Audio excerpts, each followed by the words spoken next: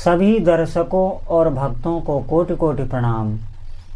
सबको प्रेम भरा जय जय श्री राधे, जय जय श्री सीताराम। जितने भी साधक हैं, भक्त हैं, बहुत ध्यान से इस सत्संग को सुनेंगे और बहुत ही महत्वपूर्ण बात है। देखिए, साधकों से ये जो कहा जाता है कि अभी जो आप सत्कर्म कर रहे हैं, जो भी भगवान का जप नाम जप कर रहे हैं, भगवान के विग्रह की सेवा कर रहे हैं, जो भी आप परमार्थिक कार्य कर रहे हैं, ये आप अभी ऐसा समझ लें जैसे भूमि में जब अन्न बोया जाता है तो वो फसल फिर उगती है, उगने के बाद फसल पकती है, पकने के बाद हम काटते हैं और फिर अपने घर लाते हैं। आप ऐसा ही समझें, अभी जो आपके सामने सुख या दुख आ रहे हैं, जो आपका प्रारब्ध बना हुआ है, जो भी कर्मों से आप जूझ रहे हैं, ये आपकी बखारी में भरा हुआ अनाज है। जैसे बखारी में जो भरा हुआ अनाज होता है, उसका हम चक्की पे पिसा के और फिर उपयोग करते हैं, खाने में उपयोग करते हैं, क्योंकि वो हमारे अभी बखारी में भरा हुआ है। और जो खेत में हमारे जमा हुआ है वो कट के फिर बखारी में आएगा। तो अभी जो हम कर्म कर रहे हैं ये हमारा खेत का समझें, जो हमारे खेत में अन्न है, अब वो बखारी में आने वाला है। ध्यान दें, हम भूल ये करते हैं, हम देखते हैं लोग पापाचरण स्वतंत्रता से कर रहे हैं। हमारे धर्म को जो नहीं मानते हैं वो ना तो पीपल को माने, ना गौ को माने, ना गंगा जी को माने, कुछ भी नहीं माने। पीपल वो काट दे रहे हैं, तुलसा माता का अपमान कर दे रहे हैं, किसी भी सनातन मंदिर को वो मानते नहीं, मूर्ति पूजा की अवहेलना कर देते हैं। तो हमारे मन में ये प्रश्न बैठा रहता है कि लोग जो पाप खुलेआम कर रहे हैं, इनका कुछ बिगड़ता क्यों नहीं, तत्काल इन्हें कोई दंड क्यों नहीं मिलता। आप ध्यान रखें, ये जन्म स्वतंत्र है और पिछले जन्म से निर्धारित होकर ये मिला है। इसमें आप स्वतंत्रता से जीते रहें। आप हमारी बात पर विश्वास करेंगे, मरने के बाद जो वैदिक सिद्धांत है वही लागू होता है। जो हमारे शास्त्र पुराणों में लिखा है वही लागू होता है। जैसे आप देखेंगे हमारे धर्म शास्त्रों में लिखा रहता है कि इस दिन चंद्र ग्रहण पड़ेगा, ये मुहूर्त में लिखा रहता है, पढ़ के देख लेना। 1 साल आगे का, 10 साल आगे का, 50 साल आगे का हमारे ग्रंथों में ये बताया है, ज्योतिष शास्त्र में ये बताया गया है कि कब ग्रहण पड़ेगा। जो भी घड़ी नक्षत्र हैं, जो भी लग्न हैं, सब पहले से निर्धारित हैं। समय का जितना अच्छी गणना हमारे धर्म ने बताई है, जो मौसम के बारे में बताया है, वैसा ही होता है। ठीक इसी प्रकार मरने के बाद वही लागू होता है जो हमारे धर्म शास्त्रों में बताया गया है, लिखा रखा है। यमदूत आते हैं, मरने के मृत्यु के उपरांत यमदूत आते हैं, कर्मों का चिट्ठा खुलता है यमराज के पास, और वहाँ से ये नरक भोगेगा, स्वर्ग भोगेगा, ऊपर के लोकों में जाएगा, कहाँ जाएगा, भूत प्रेत योनि में जाएगा, ये सब निश्चय होता है। आप विश्वास करें सनातन धर्म की एक एक बात पर।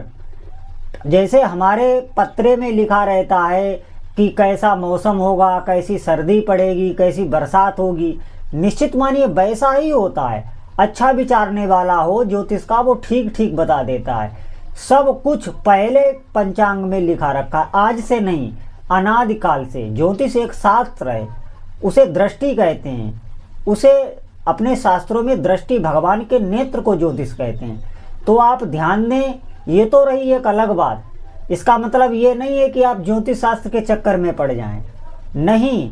हमें भगवान का भजन करना है, भगवान के भजन से ही कर्म नष्ट होते हैं, और कोई ऐसी क्रिया नहीं है जो नाम जप ना करके आप कर लें। केवल और केवल भगवान नाम जप से ही कर्म भस्म होते हैं। पाप कर्म भस्म तो होते ही हैं, शुभ कर्म जो बांधने वाले हैं वो भी भस्म होते हैं। बिल्कुल बंधन मुक्त अगर आपको होना है और इसी जन्म में भगवान के चरणों की प्रीति, हम प्रसन्न रहने लगे, हम सुखी रहने लगे, हमारे मन में कोई डर ना रहे, हम बिल्कुल संशय, कोई संशय हमारे भीतर ना आए, हमारे रात और दिन भजन में बीतने लगे, हमें सब कुछ अच्छा लगने लगे।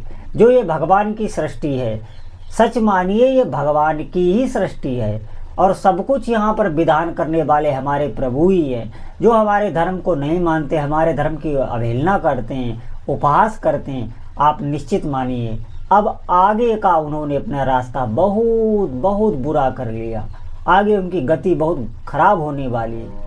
हमारे जो धर्म शास्त्रों में एक एक बात लिखी है वो अक्षरशः सही है। हमारे सनातन धर्म में जो भगवान के विग्रह की मूर्ति की सेवा बताई गई है, मैं आप सभी गृहस्थियों से ये निवेदन कर रहा हूँ, भगवान की छवि की या उनके विग्रह की सेवा अवश्य करें। उस सेवा का पूरा पूरा फल मिलता है। जैसे इस संसार में हम किसी की सेवा करें तो उसका फल मिलता है, उस सेवा को वो मानता है। आप किसी की निस्वार्थ भाव से सेवा करें तो देखना वो आपका ऋणी हो जाता है। इसी प्रकार जो हमें छवि मिलती है प्रभु की, हमें जो विग्रह मिलता है, उस सेवा का एक रहस्य छिपा है।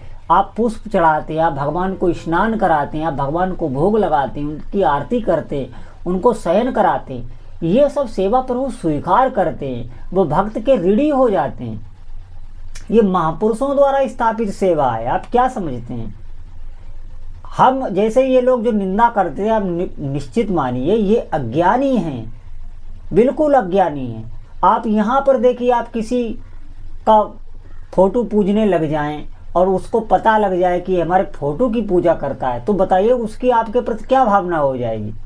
आप यहीं प्रकट व्यवहार में देख लीजिए। आप किसी व्यक्ति की, मैं एक ये उदाहरण दे रहा हूँ, आप ऐसा करने मत लग जाना। आप किसी व्यक्ति की फोटो पूजने लग जाएं और उसको जाके कोई बता दे कि देखो वो आपकी फोटो पूजता है, आरती करता है, तो उस व्यक्ति के कैसे भाव आपके प्रति हो जाएंगे, कितनी ममता उसके भीतर उत्पन्न हो जाएगी आपके लिए। ठीक इसी प्रकार जो हमारे उपास्य देव हैं वो हमारी एक एक सेवा को देखते हैं, एक एक सेवा स्वीकार करते हैं। आप विश्वास करिए, भगवान का नाम जप करना है, हमें महापुरुषों शास्त्रों की बात माननी है। भगवान नाम का जितना वर्णन किया गया है उतना किसी का वर्णन नहीं है। सभी बंधनों को, सभी कर्मों को काट फेंकने वाला है। जो हमने बताया कि हमारे जो बखारी में जवा है, जो खेत में है, आप निश्चित मानिए आप नाम जप कर रहे हैं तो कोई कर्म ऐसा आपके आएगा ही नहीं जो आपको क्लेश दे। और इस जन्म में ऐसा नहीं है, इस जन्म में जो हमारे पूर्व जन्म के भयंकर भयंकर पाप हैं वो हमें भोगने ही पड़ेंगे। नहीं, नाम जप उसमें आपकी सहायता करेगा, आपका कुछ भी बाल वाका होने नहीं देगा, दुख भी सुख बन जाएगा। ये आपको सहूलियत दी जाएगी अगर आप भगवान का नाम जप कर रहे हैं। इसलिए साधुकों से प्रार्थना है, नाम में लगिए, समय को व्यर्थ मत कीजिए। मनुष्य शरीर स्वतंत्र है लेकिन बहुत थोड़ा भी है, समय निकल जाने के बाद पछताना ही होता है, कुछ हाथ नहीं लगता। तो सभी साधकों से प्रार्थना है, आज से ही अधिक से अधिक भगवान नाम जप करें। बोलो जय जय श्री सीताराम।